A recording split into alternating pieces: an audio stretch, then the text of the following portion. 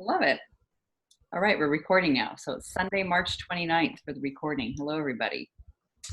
Yay. Yay. Oh, let's check in. Let's check in. All right, Teresa. All right. So I think the thought that's coming up a lot this weekend is this is hard. This is hard, whether it be working in the garden. Oh, this is so hard. or this sitting with my urges. This is hard. Like everything is just hard this weekend. That's a good one. Yeah. That's a really good one. All right. Thank you. Jerry Ann, hello. I haven't been on the call in a while. I am actually doing Carla McLaren's work, The Language of Emotions. Yes. Yeah, there's a lot to feel and just more of the feeling. I'm noticing food coming in, but I think this is extraordinary, so that's fine. But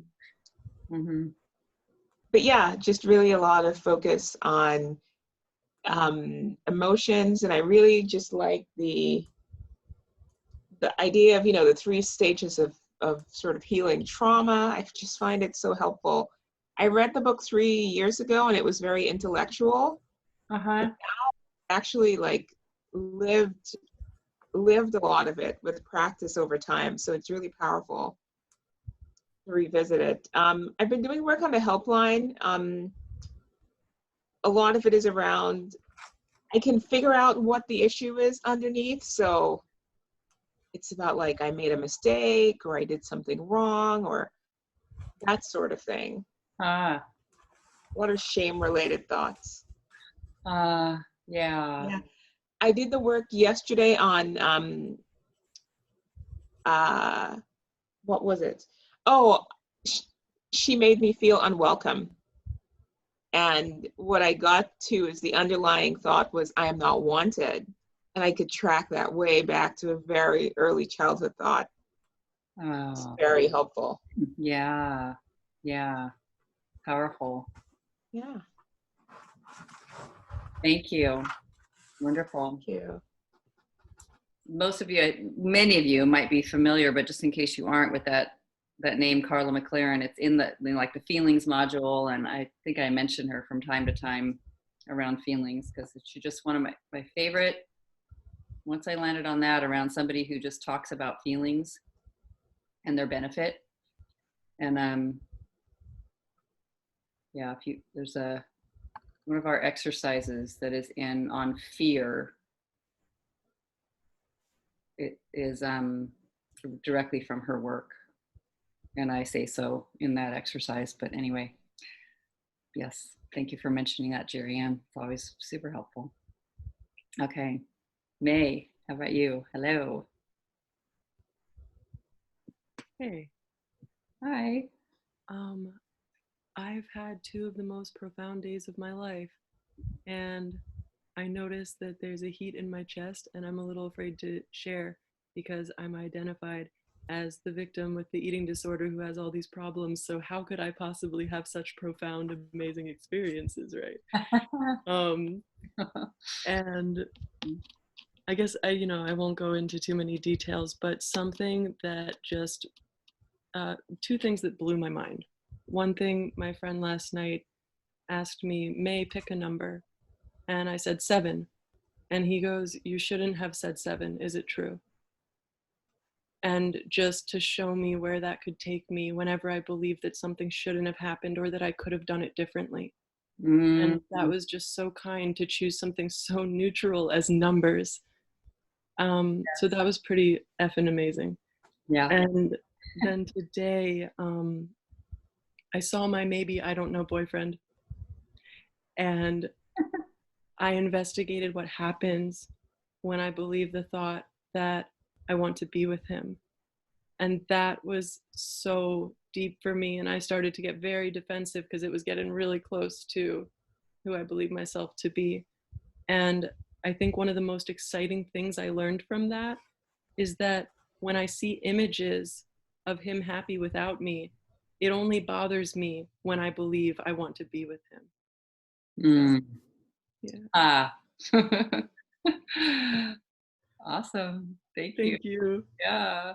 So good. All right. Same. So here's what I love. Got to say it from what May just said. So, Velisa, hi, in case you missed it. How'd you put it, May? Your friend said, May, Pick pick a number. And May said 7. And then he said, how'd you put it? You shouldn't have chosen 7. Is it true? Fantastic point. Or you have a thought of food. You have a thought that then you have a feelings reaction. You have a thought that you should be thinner. It's the same thing. You shouldn't have that thought. Is it true? It's too late. You already had it.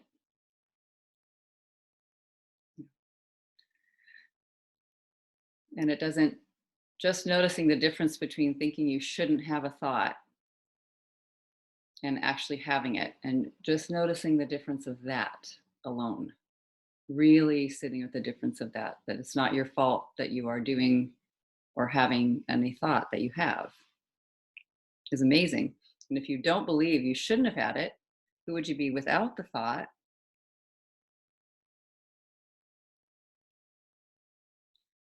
I just find very interested. So that's super cool. That's a good way to show it. Yeah. There your mind is just thinking what it's thinking. And you're not really in charge of it. Actually, you aren't. And that's okay. Instead of dangerous, it's totally fine.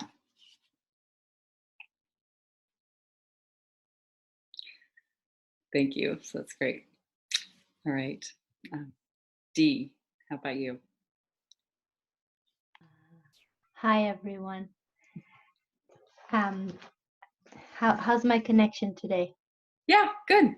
Okay. So far, so good. Okay. I kind of feel like you guys are gonna get tired of my story here, but Never tired of it. it continues. So the last few days have been, like a bit of a roller coaster with this tenant who continues to provoke me. But there was a relief. It was short-lived, but doesn't matter. His I guess his aunt and uncle contacted me, and at first they were kind of, why are you evicting our? They called him their son. I guess he spent a lot of time with them. So why are you doing this? And so I felt like I just vomited out all the reasons, that I had, and it just kept coming, and I was just like so charged, and I just blah, blah, blah, blah, blah, blah. And then at the end of the call, they said, "Can we call you back?" And I said yes, and like I said yes. They called me back, and they wanted to schedule a face-to-face meeting, and I was like, what's the point? Like, I'm not interested in, more, denials and hashing this out. I'm done. So they said, we're not that far apart, so we should meet. So I was like, that's reassuring. Maybe they could do something. And that night I slept well, and like I was on a high, like somebody's on my side. And then when I met with them, they were still reassuring that they're gonna help him leave, and he'll move out, and so sorry for all the disturbances and stuff. But then they left me and they went to talk to him, and they got into a fight with him, and he wouldn't listen, and basically they called me to say they can't do anything. Mm-hmm. So it was just like Like maybe there's hope, and then crash, Hmm. nothing there. So I'm just still with, I want him gone and he won't leave. Very interesting. Yes. Very interesting. Yeah. Yeah. I love that he won't leave. Can we absolutely know it's true? No. Yes. Thank you. Thank you. We like Thanks, that. everyone. Update's okay. We like the update. You never know. All right. Valisa, hello. Hi, everybody. So it's been cloudy and rainy here the past couple of days, which is kind of like what I feel like my mood has been like, just a little like, just like a little down, going like a little stir crazy. And like today, I kind of didn't really like, I had all these things that I wanted to do, and I like didn't really have like the motivation to do it. So I was giving myself a hard time. Mm. Mm. Yeah. And then like so my mother-in-law is like an hour away from here. And she wants to come for, to stay over. She wants to come for like however long. And it just feels like too much. So I feel bad like, setting boundaries with that. And then she takes everything like really personally. And she's kind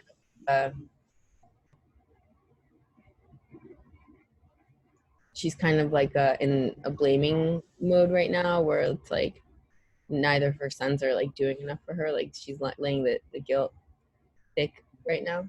Mm. And I don't necessarily want that Mm. in my space right now. Mm-hmm. So I'm just trying to like I have guilt for not wanting her here too long, and then I feel like an asshole for not setting the boundaries, and like I just feel like I'm just like not clear with myself with like what I want and stuff. So Mm-hmm. so yeah, it's just there's like a bunch of stuff going on. Yeah. It's good. Several little handful of thoughts there about person. It's great. If I say no, it means and they don't like it. Right. And I don't want to put my husband like in like a hard place. I never want him to feel like he has to like choose anything. Well, it's never like the position I won't ever put him in. But Yeah. like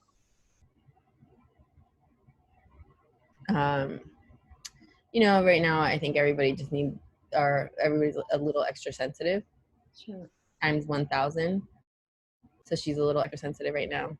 So Yeah. to handle her. Yeah. With care. Yeah. That's a good one she might be a good person too. I know you have already, but right on this A lot. particular topic, writing down the thoughts. It's good. She's good. Thank you. All right. Yeah. Maggie. Hi. I was doing some work on the power video that's in the newest module. Cool. I am powerless. I think that's what I was working on. And I saw it in so many ways in my life.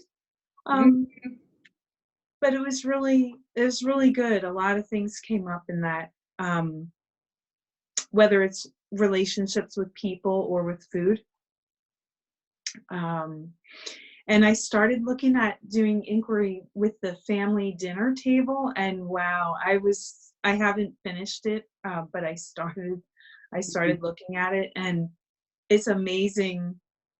I know exactly what my dad, well, from my perspective, what my dad thought about food and eating, my mom, my sister, not so much my brothers, but it was amazing how it all just came. There could be a catchphrase for each person. It was amazing to me. I was shocked when I started. So that's really something I want to finish this week, is to really spend some deep time with that. Awesome. Awesome. And if you aren't there yet, that's okay. And it's it's basically a judge your neighbor worksheet on the family dinner table. But you get to, there's a little pre first so that you can kind of land there and find it, like what's going on and who's thinking what. Even though they aren't saying it out loud, right? But you know what they're thinking about food, eating, and bodies. Yeah. Yes. Something. Yeah. There's your food conditioning. Yes. Yeah. I just blown away. Yeah. So, That's cool. That's cool. yeah. And there's been some victim mindset too this week. A lot of victim mindset. They shouldn't. So the power thing is definitely something I'm working on. I don't have a voice. I can't speak. Awesome. Yeah. Yeah. They know better than me. Yeah. Yeah. Good catch. Very interesting. Helpful. All right. Thank you. Awesome. Abby. Thank you. I think what's been going through my mind, I'm just sitting here realizing that without realizing it until this moment, I realized I have going through my head a lot, I can't stand this. And it could apply to thinking or a thought or a feeling or a belief. And it's like I can't stand anything. I believe that I can't. And obviously I can. I could see that this weekend, but I'm just realizing how prevalent it actually is, because I was sitting here trying to apply it to maybe one instance of a thought, or how I think about my body, or how I am feeling about food in a moment, or anything. And I'm realizing that it's like a knee jerk. I can't stand this. I can't stand feeling this way. So it's all the time. Yeah. That's kind of what I noticed. Isn't that something? Yeah. Is it one of those like 6 thoughts or something in the spell breaking? It's in the spell breaking module somewhere. Yeah. I've heard you bring it up. Yeah. Can't stand it. Can't stand it. Can't stand the virus. Can't stand this. Yeah.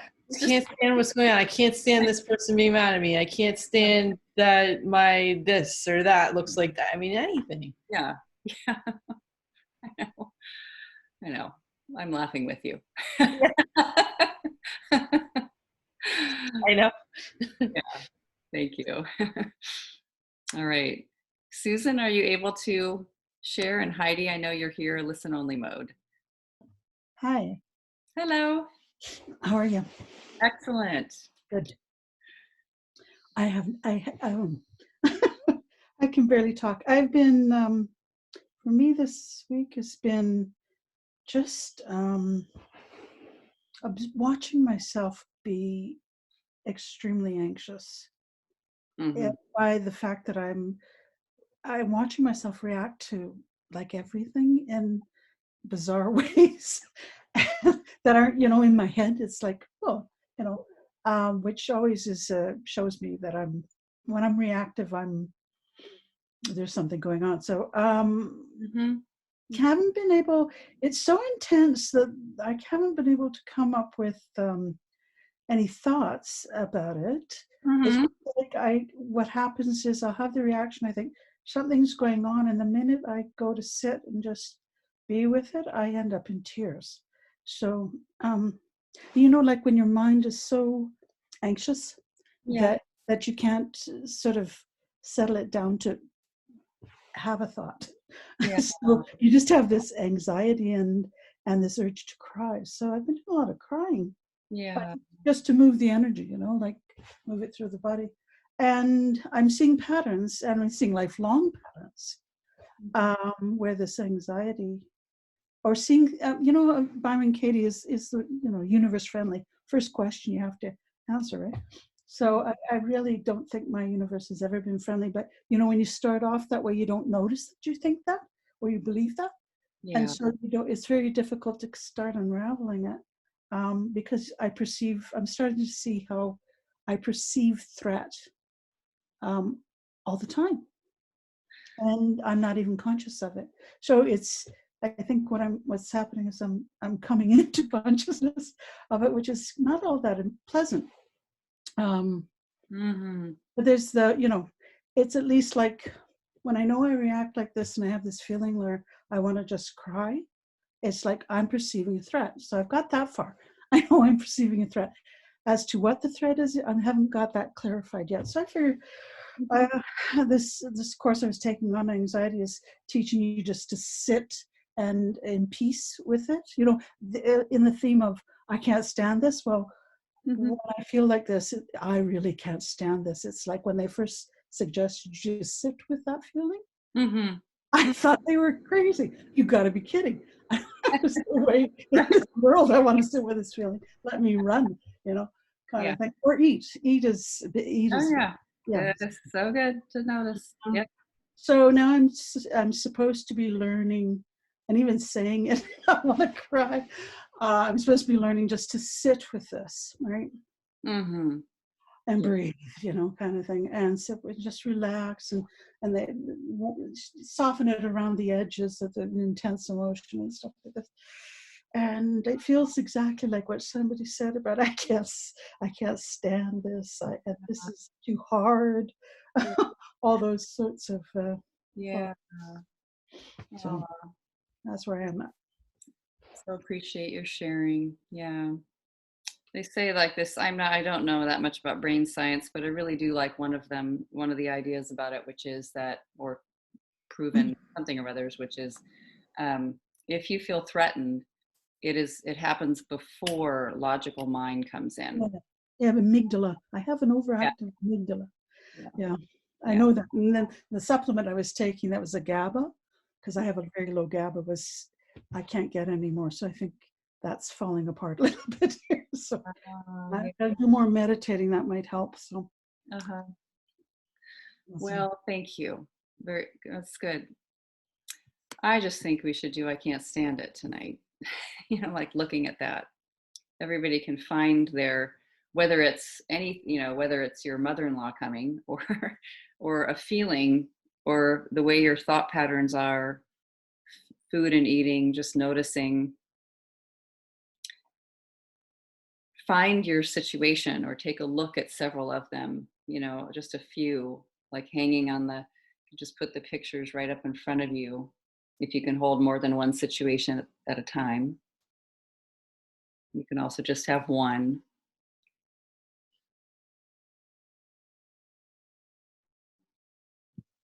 And just however you would find, that I can't stand it. I can't take it.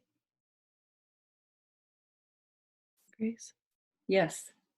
I'm so grateful to be here, and I noticed that I'm so tired, and it's not because I can't stand it, but like I actually feel like I might fall asleep, so I'm gonna leave you all. Have a great inquiry. Bye, sweetie. All right. So just finding that, looking at your moment, your situation.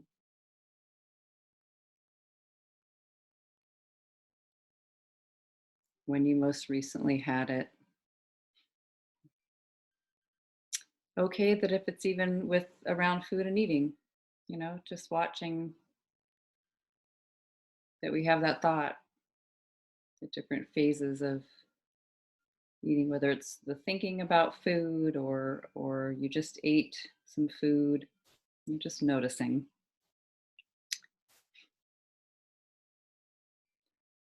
You can notice that you have that feeling, I'm against it, and another thing too, maybe will come in, but feelings for sure. So just finding those situations, because it's great to have an anchor to revisit in case your mind scampers all over the place. You're going to come back and you know where you're coming back to look.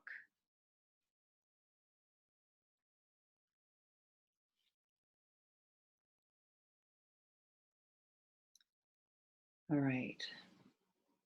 So what you're seeing, that situation, you can't stand it. Is it true?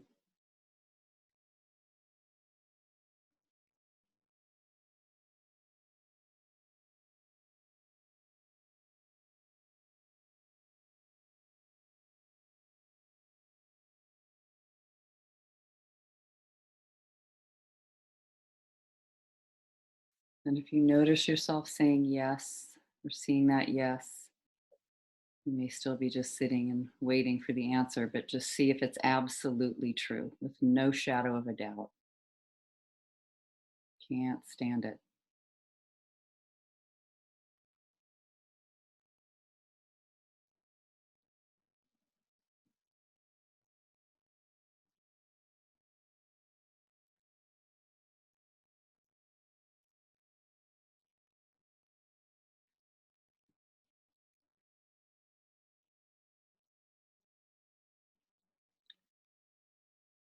So, what happens when you think it?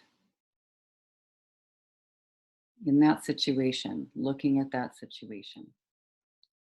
And this you can share out loud if you want, or chat. How do you react to that thought? I can't stand it.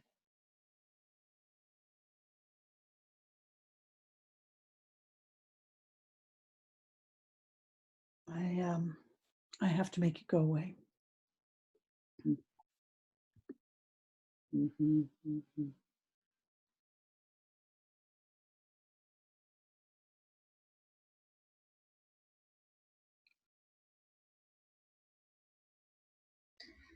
Just noticing, I can't stand being in this body, and I notice. Well, first of all, I'm miserable. Secondly, and I feel stuck. But I am also I'm irritable and angry at other people, whether it's someone that I'm talking to that I'm close to, or whether it's somebody who's down the road doing something that I don't want them to do because it's bothering me. And I can't be in the present moment and enjoy, like, for instance, today I was playing golf with my mom, which I'm blessed to be able to do at this time because of the location that I'm in. I'm very lucky, and I could notice sliding in and out of this thought, like I'm a nasty person with it, and I'm a different person without it. So it was interesting. Mm. Thank you. Yeah, Jerry Ann. Yes, I did it for the thought of just eating so much, being at home all the time, and catching a glimpse in the mirror and thinking, just feeling so bloated. So how I react is, I just want the day to be over, so I'll feel better when I wake up.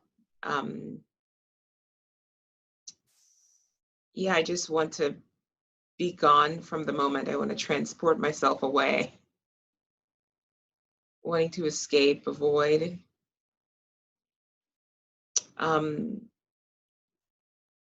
Feeling annoyed, irritated, also noticing that this shouldn't be happening thought. Yeah. Yeah, thank you.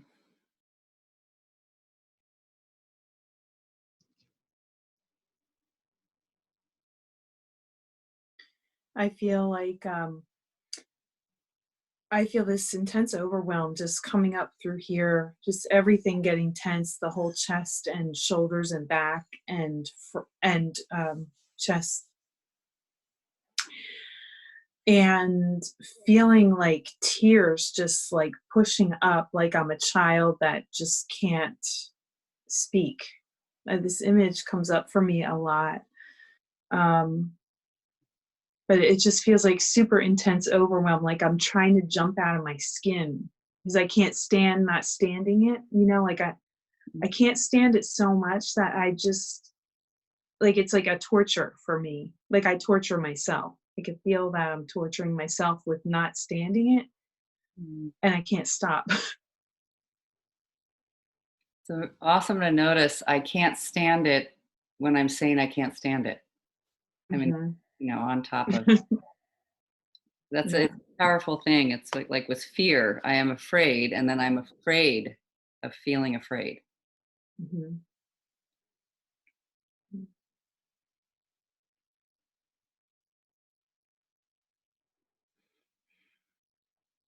Yeah, so powerful to notice in the body, everybody, how that feels. I can't stand it. Remember being there or looking at something and what it feels like in the body. And then where the mind projects into the future when you can't stand it. You can't stand this, where this is going. Sometimes what kicks in too so the scary images about the future, but like really intense planning.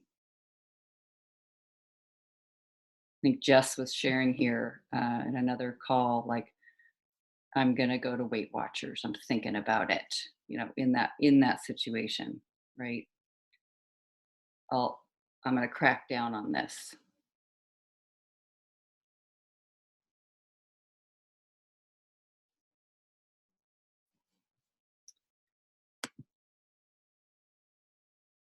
And Heidi's saying, I can't stand how many things I can't stand. Right. Which is an interesting one to even notice if you have the thought, I shouldn't be unable to, like thinking that I can't stand something.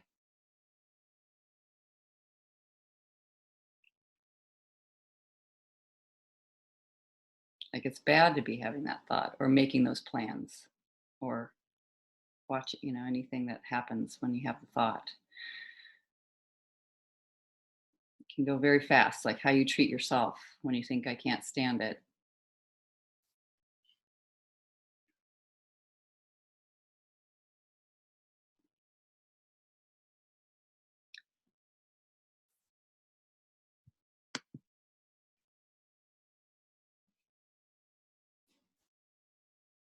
I like that. I love that Heidi's sharing that. I can't stand how many things I can't stand. That's the dilemma with the work.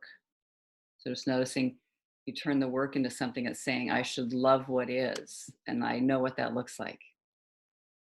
It looks like not this. So I'm not doing it right.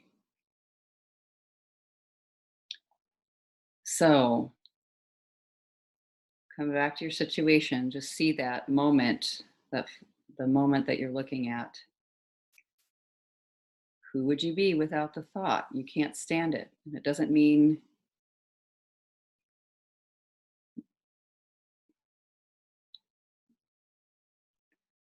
it doesn't mean it doesn't mean. Who would you be without the thought? It means something. You're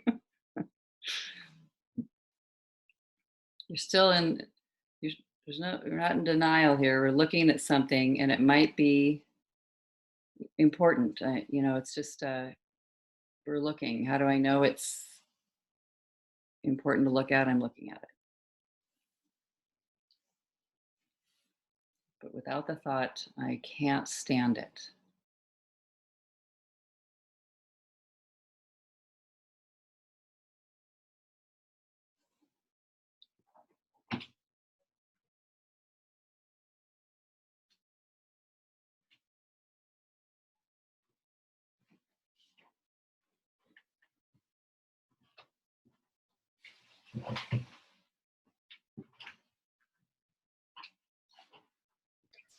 I can kind of say the obvious for me. Like I am more in the present moment and I'm kinder more patient, I think, to others for sure, potentially to myself.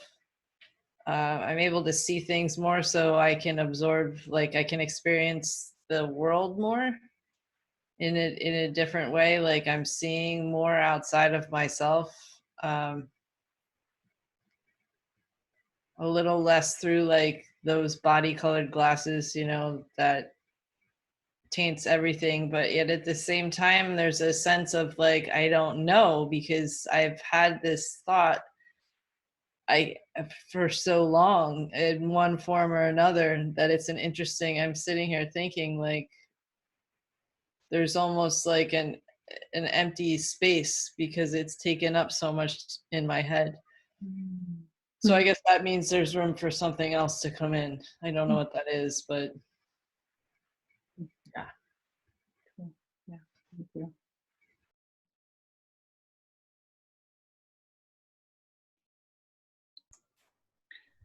Like what Abby said, if you're having trouble with it at all, that it's a nice, you go out like this, you know, like that, here you are in that moment, what it's like when you can't stand it without the thought. Maybe just consider that you're, have a little more of a bird's eye view of the situation, as they say, you know, just watching what else is in this, in the environment in that moment. Yeah, I always find when I get to that point where without the thought, it's all of a sudden switches, and all of a sudden it's not about me anymore. It's about everything other than me. It's about what the other person or the world outside myself. It just switches instantly. Uh, And there's a certain peace that seems to come with it. mm, But I started to really notice that it isn't about me anymore, and I just calmed down. So, wow. Uh-huh.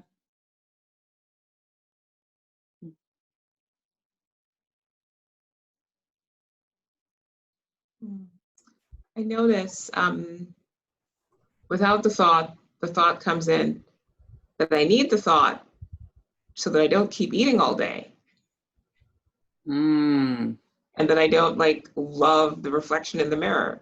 I just feels like the thought has a purpose. mhm. Yeah, that's actually just what comes in.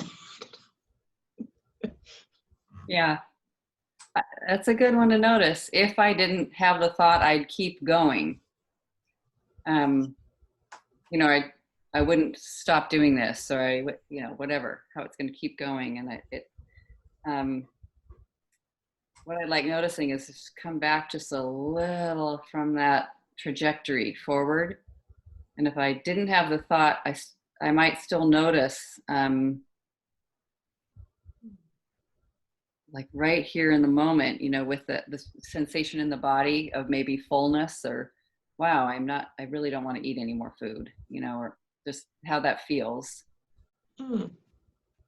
Just being with it without the thought, I absolutely can't stand it. And it's okay that I'm right here looking at it and staying right here present. I mean, you just might notice I'm not very comfortable. It's okay physically or something. I might. Yeah.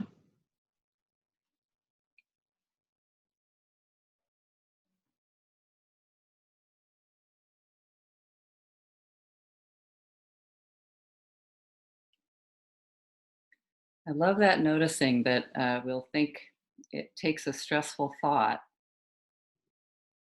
or like really some stress is maybe okay depending on how you're defining it, right? But we'll think it takes a violent thought, or like a thought that's really uncomfortable, to stop doing something, to change.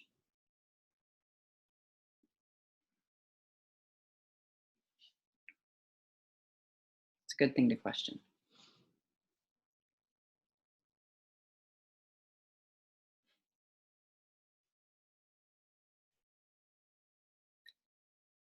You might notice without the thought, you know, like, wow, this is really, really interesting. This is interesting.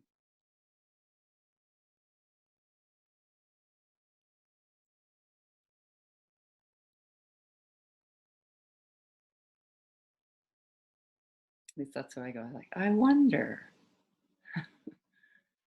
And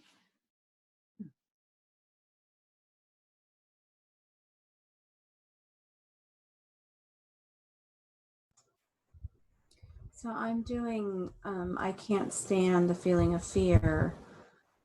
And what I notice is that with that thought, that's kind of what motivates me. Like you said, to plan, to prepare, to do.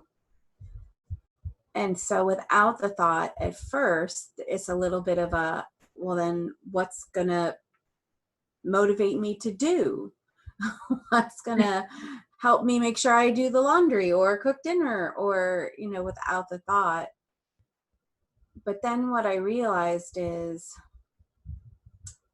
without the thought of I can't stand this feeling of fear, then I'm not asking other people to make me feel safe. Because what I saw me doing was going to like my husband and not straight saying make me feel safe, but like I texted my whole family at midnight one night, what are we going to do for Easter? Like, but really what I was asking was help me plan so I'll feel safe. Right? So without the thought, then I'm not doing that to people. I'm not asking other people to be my sense of security and safety. Mm.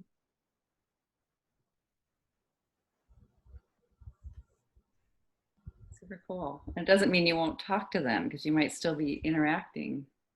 Just might come out different. Yeah. Right. Yeah. Yeah. Great.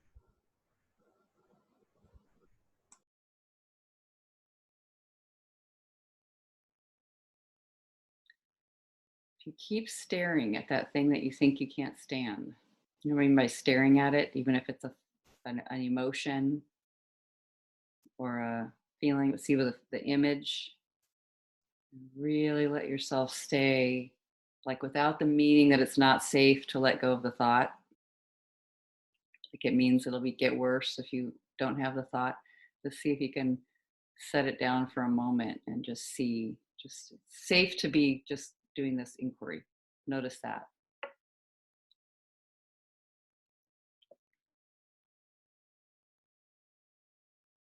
Without the thought, I can't stand it. Unable to have the thought.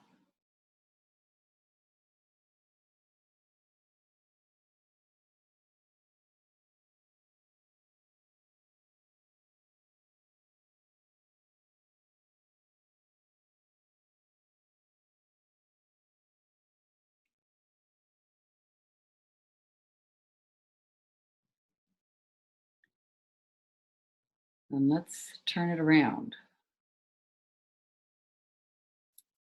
So just simple opposite. First, I can stand it.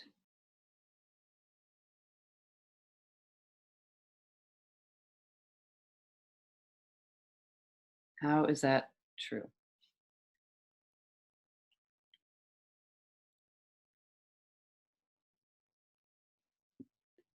I'm not dead.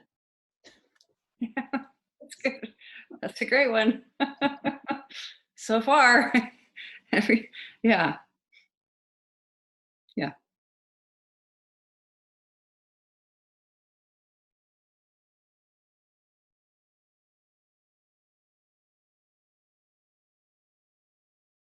Just see, I can stand it. And this specific thing, like looking at that situation, I can stand it.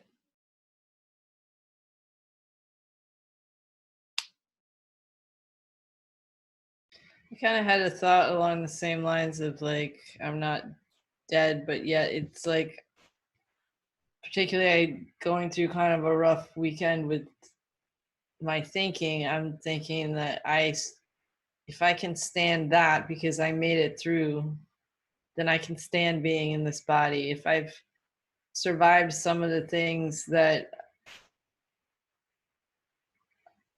I have that have been tough for me personally, is maybe not the hardest things externally, but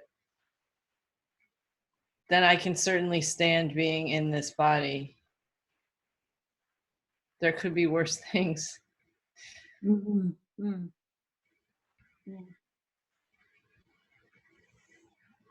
Is that true? I don't know. But you get my point. Yes. Yeah. It's kind of great. It's like, what if just staying with that moment, if it's, I can stand it. I don't know if you'll find it, but it's like a trust of, I can stand it because it's what, there was something that's the I, whatever the I is, that was right there, and it encountered this thing. So in some ways, no choice. And just noticing without having to do anything about it, it passed. The thought perhaps passed, because I can't stand my thinking. That would be that going into that turnaround. But even might even be true that you can stand your thinking. So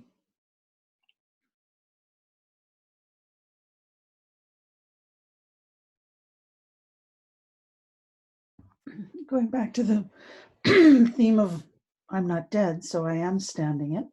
And what comes up for me, it keeps jumping back in my head. What's truer in the I can stand it, I just don't like it. That's truth. Is I just don't like it. But I can stand it. Yeah.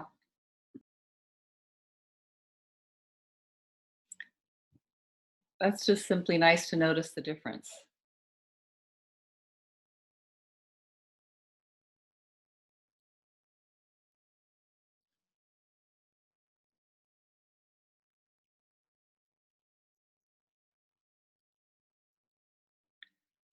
I also sometimes love just the way the wording comes out, that we'll say, I can't stand it, at least in English.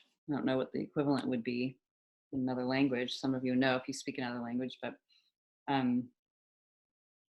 that you're actually standing, and you're saying, I can't stand up, I can't, or stand it. I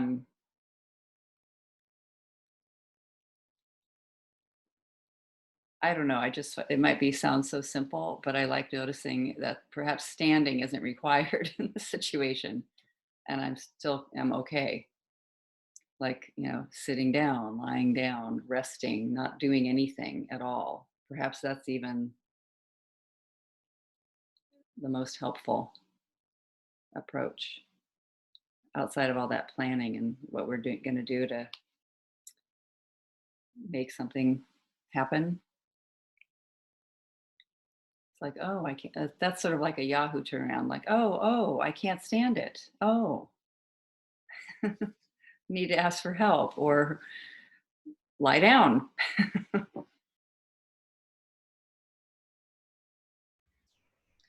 I had another thought that popped into my head there with the I can stand it, and what came to my mind was I was like, who's to say I can't stand it? Like, where did I get that idea from that I can't stand it? And that's going a little more broadly, I think, from what I was exactly thinking of in this context, but nonetheless, like, I don't know where that thinking came from that I can't stand it. I can't stand up. I can't withstand it. I don't know. Yeah.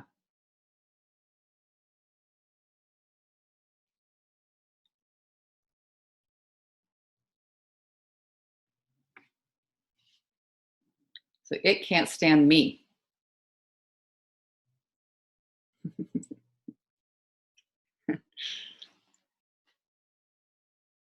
And not an opportunity to, like, be mean to yourself.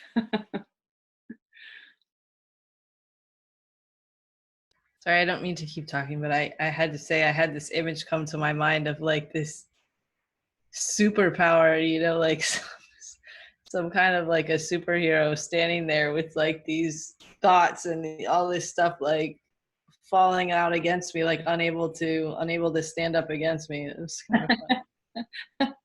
It's the imagery sometimes that comes to my mind. I'm like, but I like it. I'll go with it. And it's great because they'll think, oh, it's just imagery. Well, with the thought is also imagery. Yeah. Yeah. So They're all superpowers.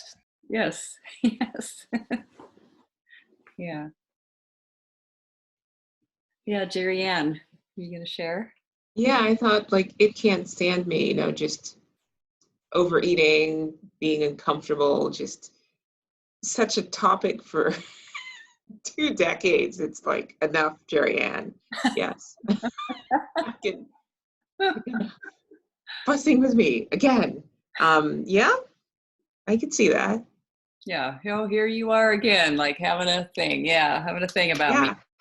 Having Yeah, and even like the noticing my image in the mirror. I mean, how many times have I done that? yeah. Yeah. My body. It's like, come on. Some respect. Stop fussing. Yeah. Yeah. Yeah.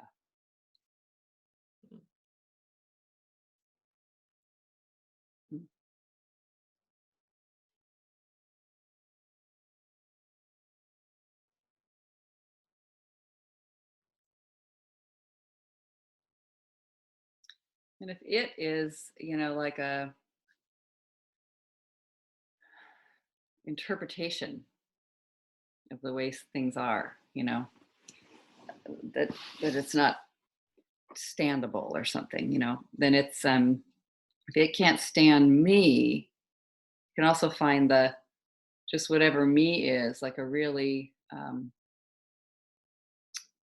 this ongoing sense of presence, consciousness, love that's a thread that has never not been here.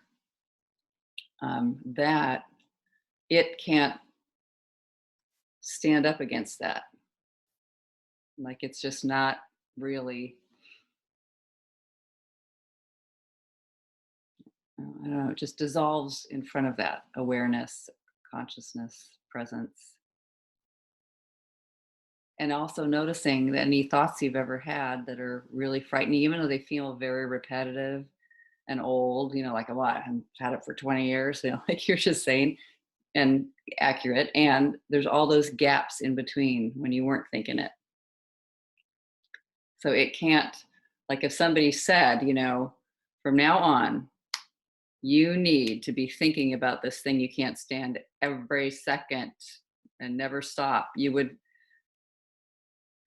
forget about it. Oh yeah, that's right, I'm supposed to be thinking about it. Think about it. And you'd like get lost in a conversation, or the door would ring, as Katie says, there's the doorbell. And you would not be thinking about it for a moment. Anyway, so it can't really stand life, like you just being alive, doing what you're doing.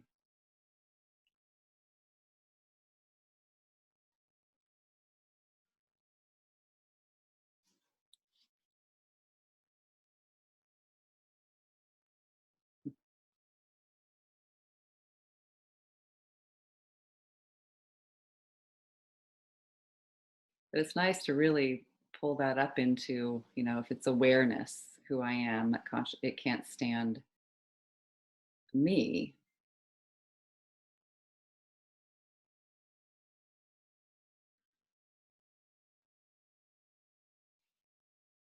Just know that it's small inside this large thing that is me, a part of me.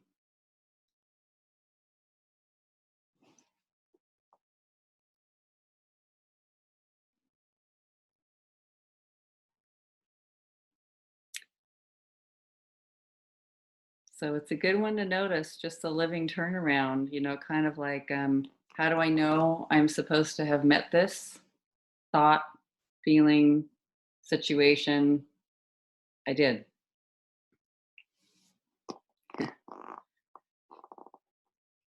Like that simple yeah, the reality is having its way with me. It works better if I let it.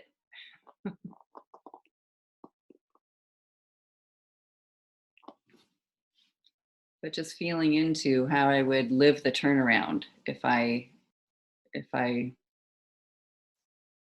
whichever turnaround fits for you the most. Is that getting a step closer to loving what is? Yeah, tolerating or at least sort of letting it be. Yeah. Yes. Yes. Okay. Yeah. And noticing, like I love your example, Susan. You were just noticing these like feelings, big feelings, and feeling threatened and feeling like crying, and no, not really a distinguished thought concept there. I'm sure they will emerge once I calm down a little bit. So, Sure. but, it'll be. I'm getting an idea actually where this comes from, just as we've gone through this, because I've been sitting with these feelings, and it's a trauma from a certain time in my life, and when I was very young, and it's starting. There's things are starting to. You don't know what comes out of that, right? Until you're, in my case, very ill. So. Yes. Yeah. Yeah, it's beautiful. Yeah. I really love that. It's like that awareness. It can't stand my awareness, but in a really beautiful way. It like just can't stand up. It's not that it's, uh, I don't know, like repulsion, like the way we're saying I can't stand it in the original, but just to turn that around and like staying with it. Yeah, it's like when it comes out of the shadow, the old metaphor, putting it into the light to be seen. Mm-hmm. Once it's seen, it's not this big thing, it's something very small and doable. I think you referred to the size previously, right? Yes. Yeah. Yes. Just simply love, I can stand it. So if it's happening, if you just even could feel, could that be true? Just even if you aren't sure that you can even find examples, could it be just as true?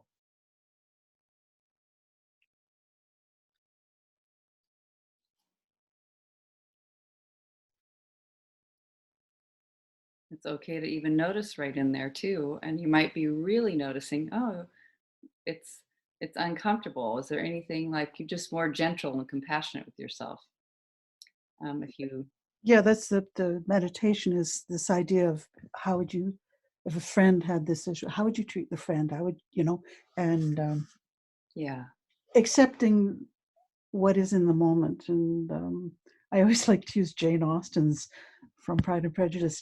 The feeling is natural and just. It has a right to exist. It's a human experience. Like it's there's no need to do anything about it because it just has a right to be there because that's the way we're wired. Beautiful. Yeah. And it might have a message like yours, the message. And what a sweet thing to just be sitting with yourself on, holding, I can stand it, like I'm safe. That's yeah. I think we do that. One of the online things we did a while back Yeah. came up was about something that we wanted, and for me it was I want to be safe. That was I can't remember what the question was that came up, but the answer for me was that's the only thing I've ever. This idea of really powerful. I want to be safe, and not experiencing that, not knowing for years that I didn't experience that. But it's sort of the root of the Yes. what I'm trying to manage with food. So. Yes. Yeah. Yeah. For anyone, if that's what you find in your situation, I can't stand it that I'm not safe, right? I am safe. And just noticing, I love noticing, simply about inquiring, like looking and noticing how safe it is to do that. It's just images. Yeah. Safer to do it, I have found, than not do it. And you're safe when you didn't do it too. But it was safer for me noticing. Then the attention turns more directly towards it rather than trying to get away from it. A lot of energy getting away from it. So yeah, anyone want to add anything before we end?